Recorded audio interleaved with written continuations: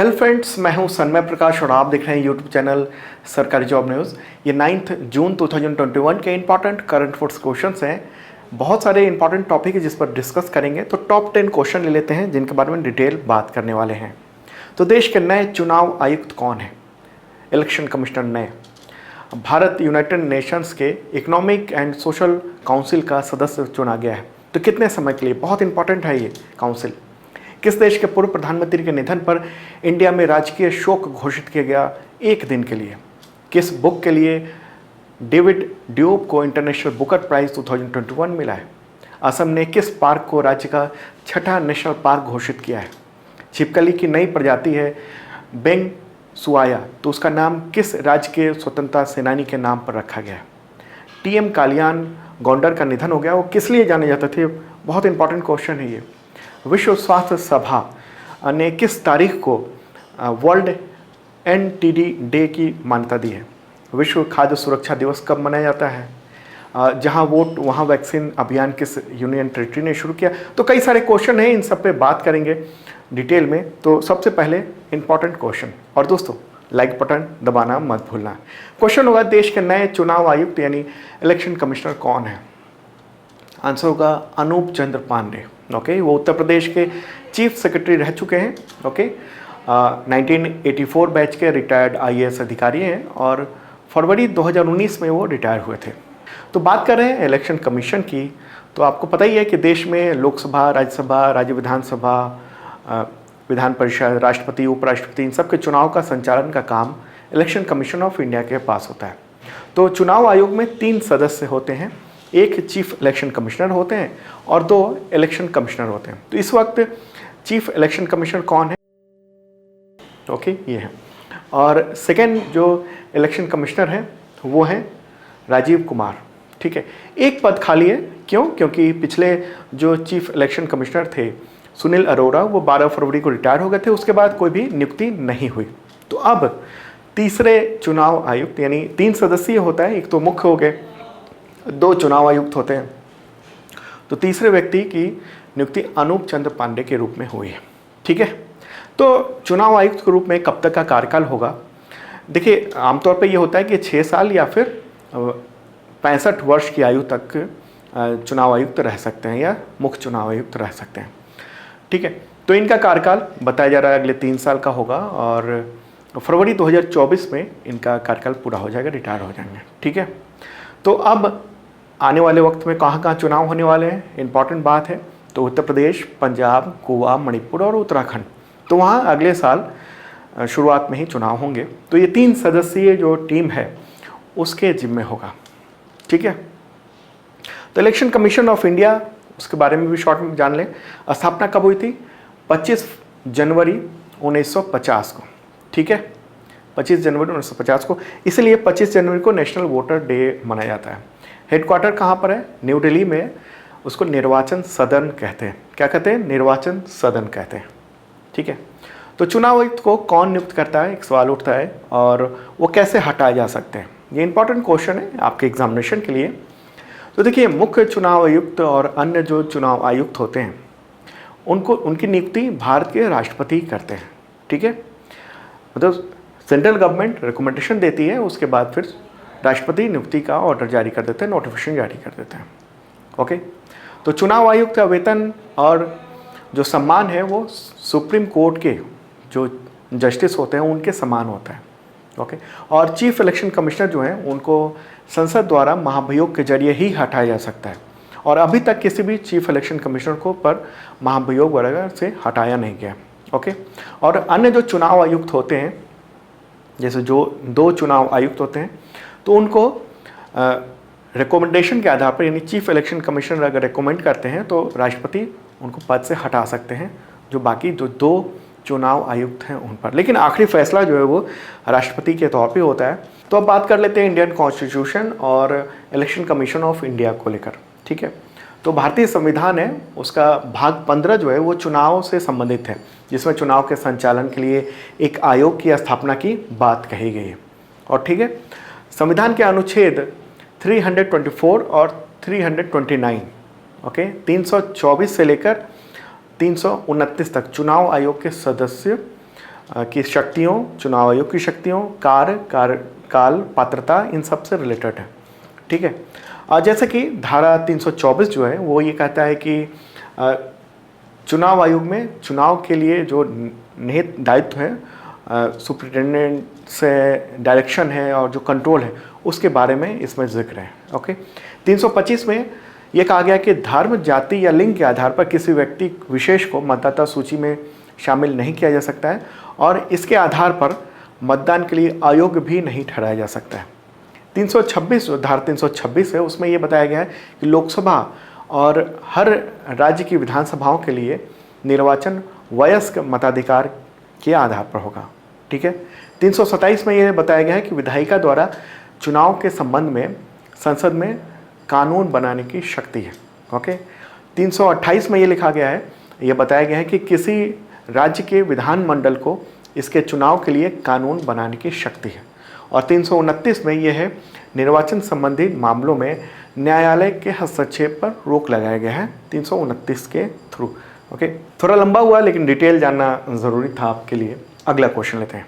Question होगा, मेरे बगल में आप देख रहे हैं, भारत जो है वो संयुक्त राष्ट्र आर्थिक और सामाजिक परिषद यानी United Nations economic and social council उसका सदस्य चुना गया। तो किस अवधि के लिए चुना गया सदस्य? आंसर होगा 2022 से लेकर 2024 तक, 3 साल, 22, 23 और 24 के लिए। ओके। 8 जून 2021 को ये चुनाव हुआ। यूएन इकोसॉक भी कहते हैं। ओके। इसको शॉर्ट में इकोसॉक भी कहते हैं, इकोनॉमिक एंड सोशल काउंसिल को। भारत का चुनाव जो है कहाँ, किस कैटेगरी में हुआ है? तो एशिया पैसिफिक स्टेट्स की कैटेगरी में हुआ है और इस कैटेगरी में भारत के साथ साथ अफगानिस्तान, कजाकिस्तान, ओमान, इन सब का भी चुनाव हुआ है। तो संयुक्त राष्ट्र और इंडिया की चर्चा हो रही है। तो संयुक्त राष्ट्र में यानी यूनाइटेड नेशंस में भारत के अस्थायी प्रतिनिधि कौन है? TS Tirumurti. Okay. TS Tirumurti, ये ध्यान रखने की बात है। ओके। तो इकोनॉमिक और सोशल काउंसिल जो है इसको शॉर्ट में कहते हैं इकोसॉक। तो उसको समझने के लिए आपको सबसे पहले संयुक्त राष्ट्र के स्ट्रक्चर को समझना पड़ेगा। तो जैसा मैंने कल भी बताया था आपको कि यूनाइटेड नेशंस जो है उसकी स्थापना 1945 में हुई थी एक चार्टर के थ्रू और उसके कुछ मुख्य ऑर्गन बनाए गए थे। 6 ऑर्गन है, आप देख रहे हो। कल भी बताया था मैंने, प्रिंसिपल ऑर्गन्स हैं ये, general assembly, security council, okay, economic and social council, trusteeship council, international court of justice और सेक्रेटेरिएट। ठीक है। तो इसी के थ्रू संयुक्त राष्ट्र चलता है और ये सबसे इम्पॉर्टेंट जो है, बहुत महत्वपूर्ण है। सबसे इम्पॉर्टेंट तो नहीं, हर चीज़ इम्पॉर्टेंट है। इकोनॉमिक एंड सोशल काउंसिल जो है बहुत इंपॉर्टेंट है। ओके। यूनाइटेड नेशंस का एक हिस्सा है और अभी इसके प्रेसिडेंट कौन है इकोनॉमिक एंड सोशल काउंसिल के? मुनीर अकरम, यूनाइटेड नेशंस में पाकिस्तान के अस्थायी प्रतिनिधि। तो ये हैं अभी प्रेसिडेंट, जो अगले महीने हो सकता है ये इनका टर्म खत्म हो जाएगा तो फिर नए प्रेसिडेंट का चुनाव होगा। ठीक है। तो टोटल जो मेंबर होते हैं इकोसॉक में 54 होते हैं। सदस्यों का चुनाव जो होता है जनरल असेंबली के थ्रू होता है। ओके। तो अलग दुनिया के अलग अलग हिस्सों को बांट दिया गया है इसके सदस्यों के चुनाव के लिए और अलग अलग हिस्सों को निर्धारित कर दिया गया। जैसे कि अफ्रीकन जो कंट्री है उसमें से 14 सदस्य चुने जा सकते हैं, एशियन देशों से 11 सदस्य, ईस्टर्न यूरोपियन देशों से 6 सदस्य, लैटिन अमेरिकन और कैरेबियन स्टेट से 10, ओके, और वेस्टर्न यूरोपियन और अदर जो कंट्रीज़ हैं उससे 13 सदस्य चुने जा सकते हैं। ठीक है। और ये है इकोनॉमिक एंड सोशल काउंसिल का मेन जो दिख रहा है वो। ओके। तो अभी इस बार भी बहुत सारे देश चुने गए हैं क्योंकि 3 साल का टर्म होता है और इंडिया का जो टर्म है वो 1 जनवरी 2022 से शुरू हो जाएगा। ठीक है। इसके महत्व के बारे में बताऊं, जो इकोनॉमिक एंड सोशल काउंसिल है कि ये जो काउंसिल है वो दुनिया के इकोनॉमिक और सोशल मुद्दों को डील करता है। ठीक है। यूनाइटेड नेशंस से जुड़ी जो बहुत सारी स्पेशलाइज्ड ऑर्गेनाइजेशंस हैं वो इकोसॉक को ही रिपोर्ट करती है। कौन कौन से? कई सारे कमीशन वो भी रिपोर्ट करते हैं। तो जैसे ये सब जो आप देख रहे हो इन सब की रिपोर्टिंग वहीं होती है, इकोसॉक में ही रिपोर्ट करना होता है। जैसे फूड एंड एग्रीकल्चर ऑर्गेनाइजेशन हो गया, बहुत सारे ऑर्गेनाइजेशन, यहाँ तक कि जो वर्ल्ड हेल्थ ऑर्गेनाइजेशन WHO, इसको भी वहीं पर रिपोर्ट करना होता है। ठीक है। यूनेस्को हो गया, आपको यूनिडीओ हो गया, मतलब बहुत सारे ILO हो गए, international labour organisation, IMF international monitoring fund, international maritime organisation, तो इतने तरह के जो ऑर्गेनाइजेशन है ये सब रिपोर्ट उसी को करते हैं। तो इसलिए बहुत ही इंपॉर्टेंट जगह पर इंडिया जो है वहाँ पहुँचा है, मेंबर बना है। ओके, अगर बात करेंगे कितने कमीशंस वो उसके अंडर में है, तो इतने तरह के कमीशंस है, कमीशन और on narcotic drugs, CND। Okay, तो कई तरह के कमीशन हैं, आयोग हैं जो कि वो डील करता है इकोसॉक। तो इसलिए ये एक इम्पॉर्टेंट है और इंडिया के लिए एक बहुत अच्छी बात है, बड़ी बात है कि इंडिया जो है वो चुना गया है। तो यूनाइटेड नेशंस की बात भी हो रही है, तो एक और इम्पॉर्टेंट इन्फॉर्मेशन आपको दे दूं कि इंडिया जो है वो यूनाइटेड नेशंस के सिक्योरिटी काउंसिल का मेंबर भी है। ओके, नॉन परमानेंट मेंबर है। ओके, आपको पता है ये 15 मेंबर होते हैं, 5 जो है परमानेंट मेंबर होते हैं और 10 नॉन परमानेंट मेंबर होते हैं। तो इंडिया जो है वो अगस्त 2021 में, अभी आने वाला जो अगस्त है, उसमें यूनाइटेड नेशंस सिक्योरिटी काउंसिल की अध्यक्षता करेगा। ओके, अगस्त में 1 साल के लिए उसे अध्यक्षता मिलेगी। ठीक है, तो इम्पॉर्टेंट बात है, ये भी ध्यान रखना। चलिए आगे बढ़ते हैं, इम्पॉर्टेंट क्वेश्चंस हैं और आपके एग्जामिनेशन के लिए। तो मैं बता दूं कि इस सब का PDF अवेलेबल है इस वीडियो के डिस्क्रिप्शन में, वहाँ से ले सकते हैं। और जनवरी से मई तक का भी करंट अफेयर्स PDF है, आपके एग्जामिनेशन में बहुत काम आएगा। डिटेल में जैसे मैं बताता हूँ वैसे ही वहाँ पर है। और पिछले साल का 2020 का भी करंट अफेयर्स बुक अवेलेबल है अमेजन पर, बेस्ट सेलर, लिंक डिस्क्रिप्शन में है।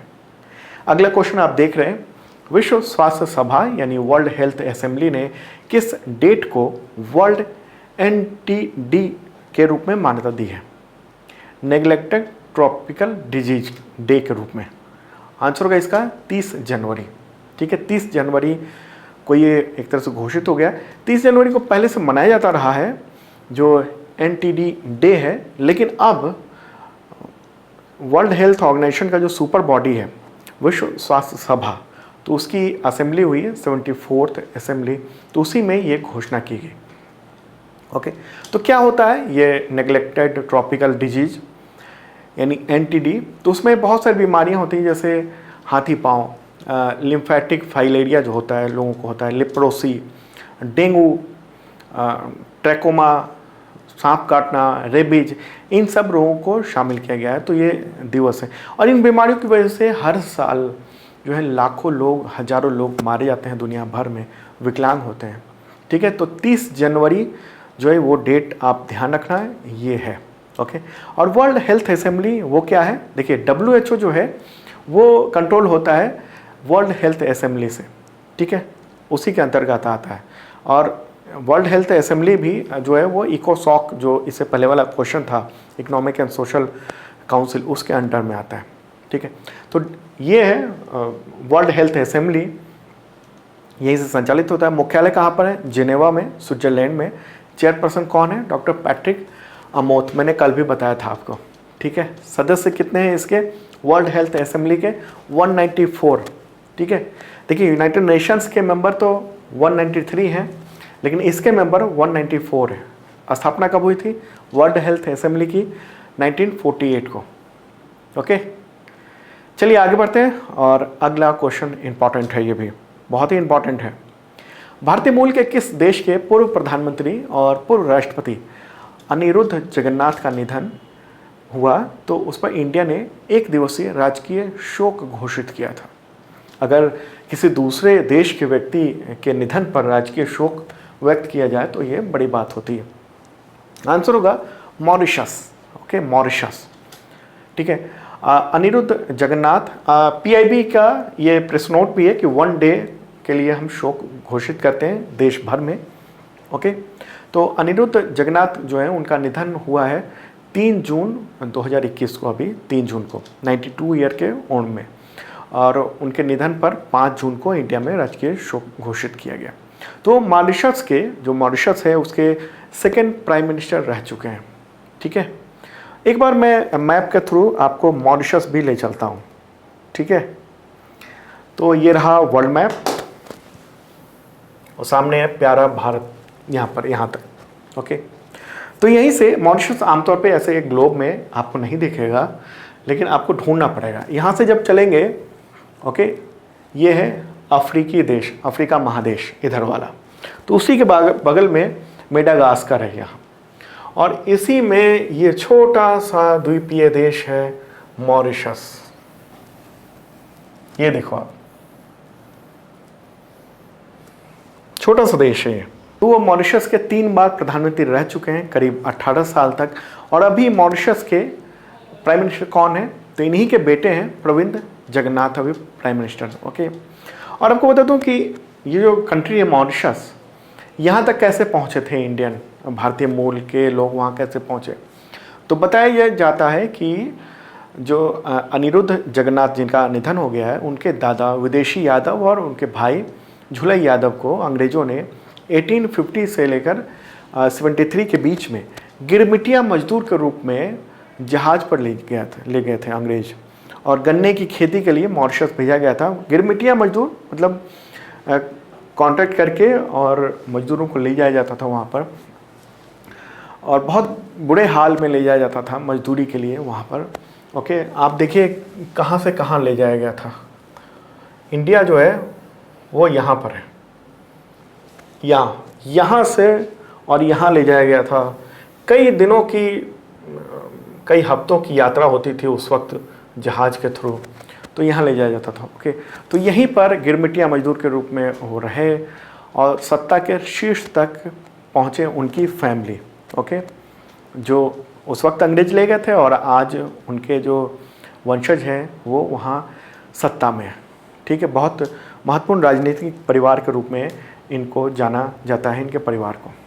ठीक है, और आपको बता दूं कि भारत सरकार ने पिछले साल ही अनिरुद्ध जगन्नाथ को देश का दूसरा जो सबसे बड़ा नागरिक सम्मान है पद्म विभूषण, उससे सम्मानित किया था। ठीक है, तो आगे बढ़ते हैं और अगला क्वेश्चन इंपॉर्टेंट है ये भी। किस बुक के लिए, किस पुस्तक के लिए डेविड डियोप और अन्ना मोस्कोवाकिस को इंटरनेशनल बुकर प्राइज़ 2021 के लिए सम्मानित किया गया या चुना गया? आंसर होगा at night all blood is black. Okay, इस बुक को डेविड डियोपे ने लिखा फ्रेंच भाषा में।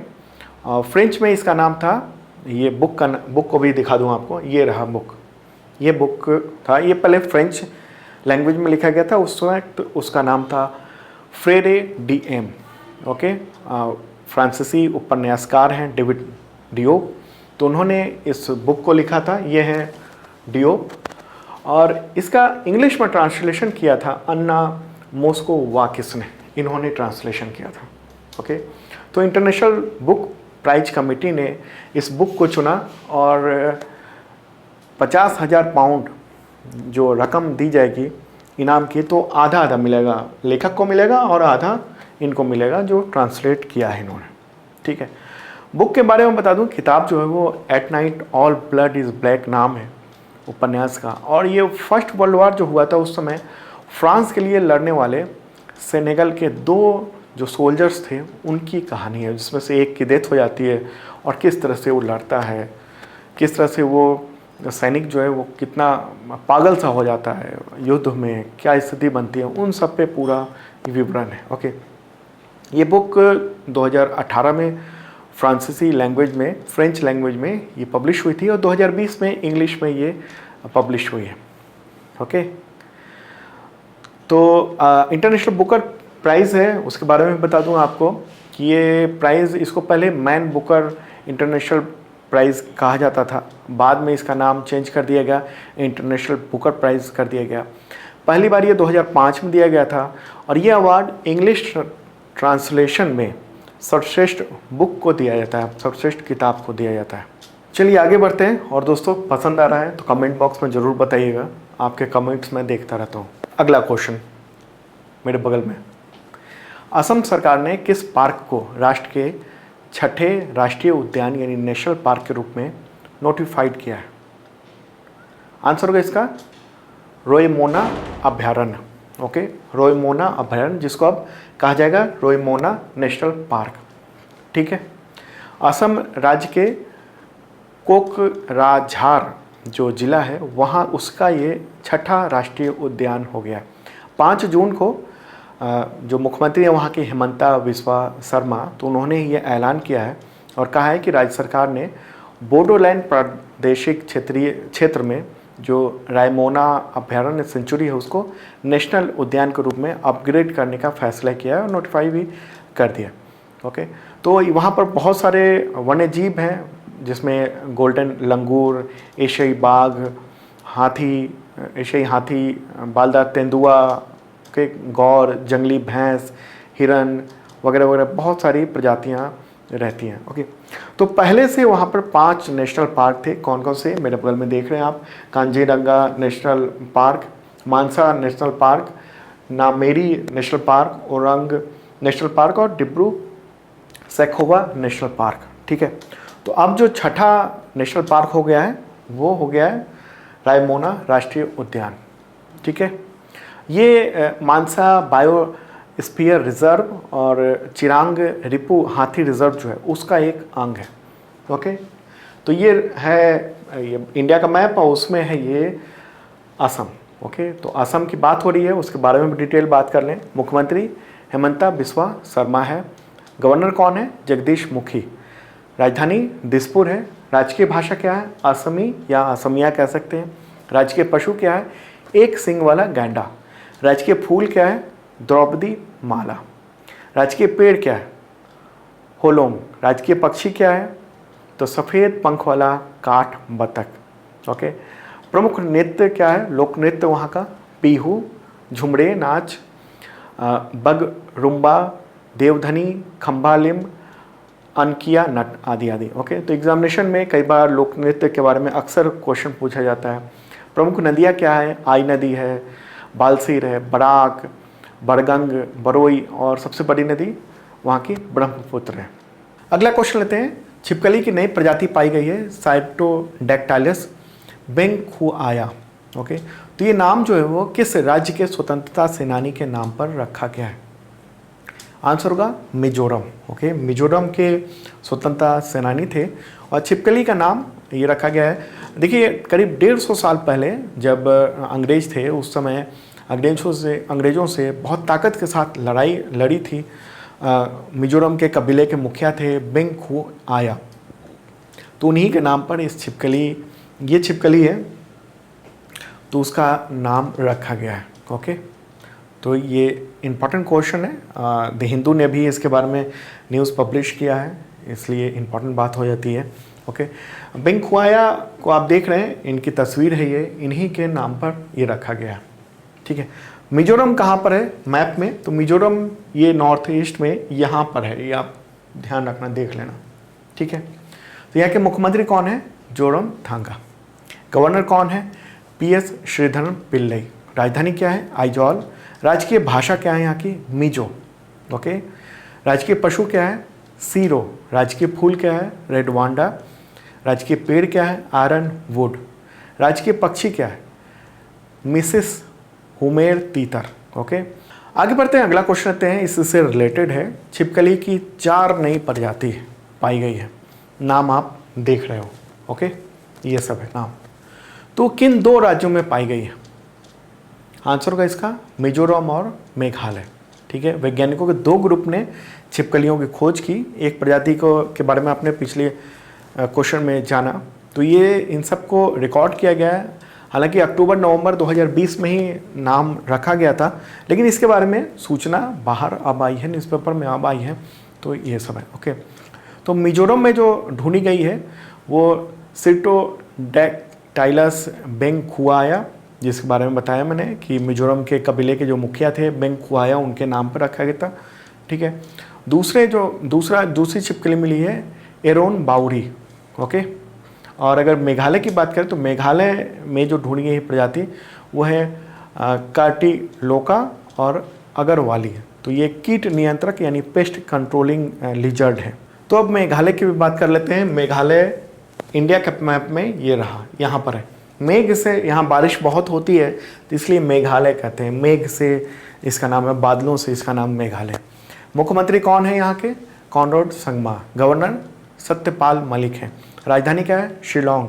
राजकीय भाषा क्या है? खासी, गारो और अंग्रेजी इंग्लिश। ओके, राजकीय पशु क्या है? भालू, बिल्ली। राज्य के फूल क्या है? Lady sleeper, orchid. ओके, राज्य के पेड़ क्या है? गमारी। राज्य के पक्षी क्या है वहाँ के? राज्य के पक्षी तो पहाड़ी मैना है। आगे बढ़ते हैं, अगला क्वेश्चन आते हैं। टीएम कालियानन गौंडर, उनका निधन हो गया है 28 मई 2021 को। तो किस लिए जाने जाते थे? किस लिए इंपॉर्टेंट पर्सन थे वो? आंसर होगा संविधान सभा के सदस्य थे वो। संविधान सभा जिसके अध्यक्ष कौन थे? राजेंद्र प्रसाद।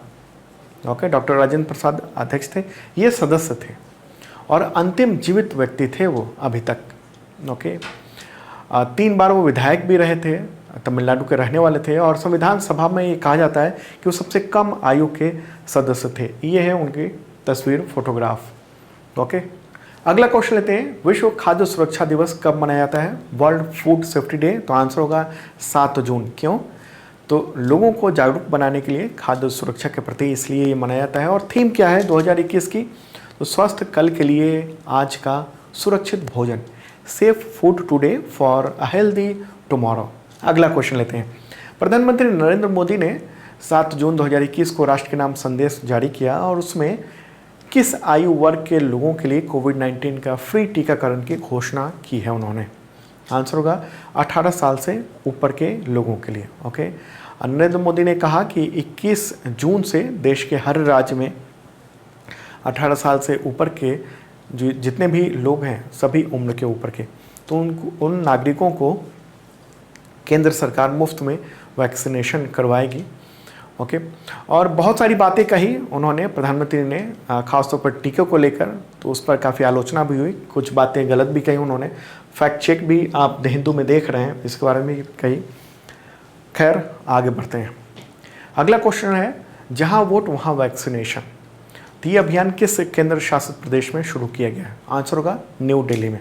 ओके, न्यू दिल्ली में ये अभियान शुरू किया गया है। बूथ पर ही जहाँ वोटिंग होती है, जहाँ लोग वोट देने आते हैं, वहीं पर वैक्सीनेशन होगा।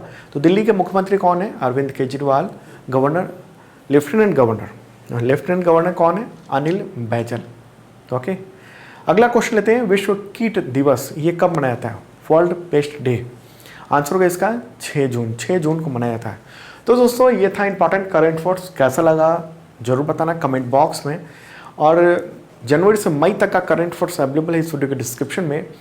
और आज जो आपने पूरा देखा लंबा वीडियो, काफ़ी लंबा बनाया इसलिए क्योंकि आप लोगों की डिमांड होती है थोड़ा लंबा वीडियो बनाने के लिए और डिटेल अच्छा खासा देने के लिए। तो उसका पूरा नोट्स के साथ PDF अवेलेबल हो गया है मेरे बगल में। क्लिक कीजिए, डाउनलोड कर लीजिए। वैसे इस वीडियो के डिस्क्रिप्शन में भी PDF अवेलेबल है। ओके, कमेंट बॉक्स में आप ज़रूर बताना कैसा लगा और शेयर करना तमाम दोस्तों को।